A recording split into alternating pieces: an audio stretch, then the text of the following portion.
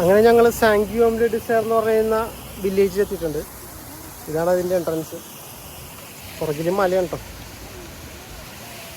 ഇത് ആ മലയിൽ തന്നെ നമ്മൾ വന്നില്ലേ, 7 എന്ന് പറയുന്ന മലനിരകളിൽ തന്നെയുള്ളൊരു വില്ലേജാണിത്. ഫ്രാൻസിൽ നമ്മൾ എന്താ പറയുക, വില്ലേജുകൾ പല രീതിക്ക് ക്ലാസിഫൈ ചെയ്തിട്ടുണ്ട്. അപ്പോൾ ഇത് ഏറ്റവും മനോഹരമായ വില്ലേജുകൾ എന്ന് പറയുന്നൊരു ടേബിളുണ്ട്. ആ പട്ടികക്കകത്തുള്ളൊരു വില്ലേജാണത്.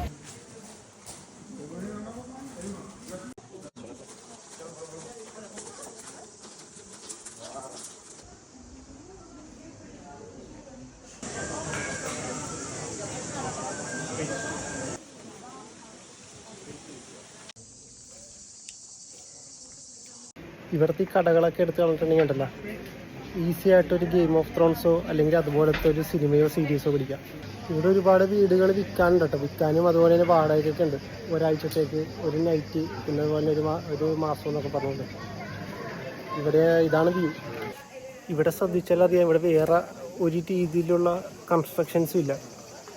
പഴയ വില്ലേജ് അതുപോലെ തന്നെ നിലനിർത്തിയേക്കുന്നതാണ് ഇത്.